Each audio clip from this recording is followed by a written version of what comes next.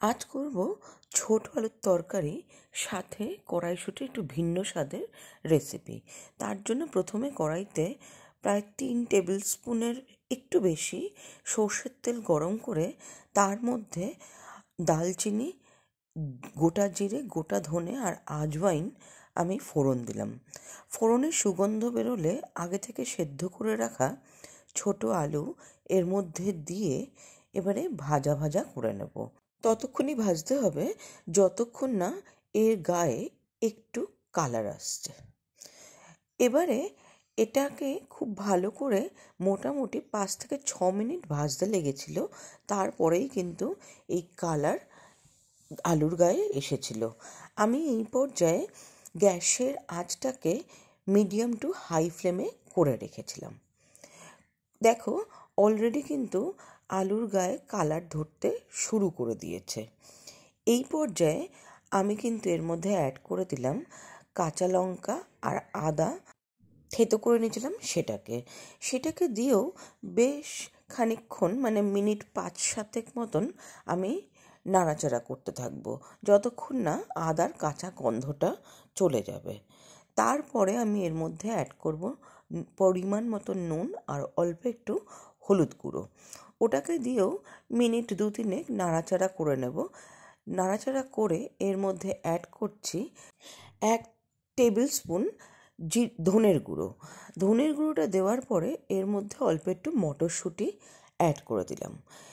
এবারে এটাকে খুব ভালো করে নাড়াচাড়া করে নেব যতক্ষণ না ধনের কাঁচা গন্ধটা চলে যাচ্ছে। তারপরে এর মধ্যে অ্যাড করে দেব পরিমাণ মতন জল। এটা যেহেতু সেদ্ধ করা ছিল আলুটা, খুব বেশি জল দেওয়ার প্রয়োজন নেই, অল্প একটু জল দিতে হবে যাতে গা মাখা পর্যন্ত হতে পারে। ফুটিয়ে নেব হাই ফ্লেমে মিনিট 7-8। তারপরে এর মধ্যে অল্প একটু চিনি অ্যাড করব, যেহেতু এটা নিরামিষ সেই জন্য একটু চিনি অ্যাড করলাম।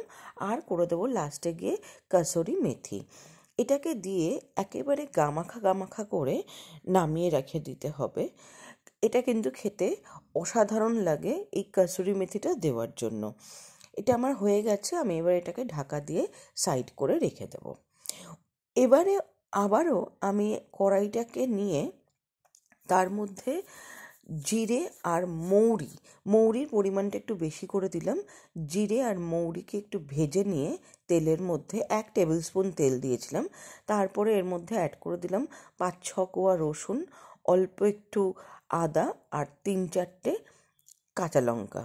তারপর এটাকে সেদ্ধ মটরশুঁটিটাকে দিয়ে একটু নাড়াচাড়া করে আমি এটার একটা ফাইন পেস্ট বানিয়ে নিলাম। পেস্টটাকে বানিয়ে নেওয়ার পরে আবারও কড়াইতে 1.5 টেবিল স্পুন সর্ষের তেল অ্যাড করে তার মধ্যে আমি ওই পেস্টটাকে অ্যাড করে দিলাম।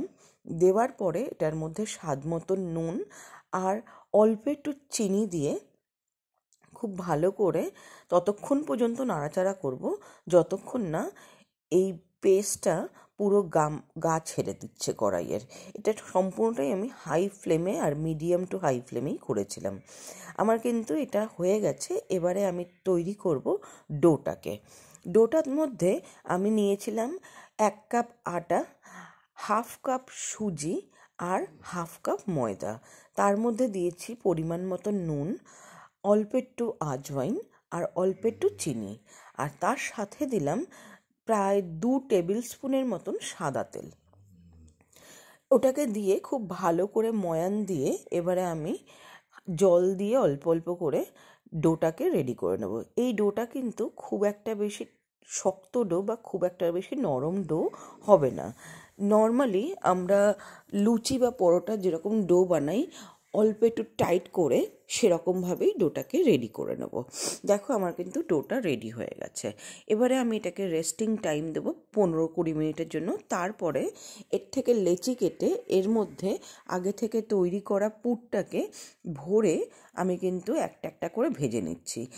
যত সুন্দর করে ময়দাটাকে ঠাসবে বা আটার থেকে ঠাসবে, তত কিন্তু ডোটা থেকে কিন্তু পুর বেরিয়ে যাবে না। তো এইভাবে আমি ভেজে নিচ্ছি। আর অবশ্যই আমাকে জানিও কেমন লাগলো আমার এই ভিডিওটা। আর লাইক, শেয়ার, সাবস্ক্রাইব করতে ভুলো না। ততক্ষণের জন্য টাটা।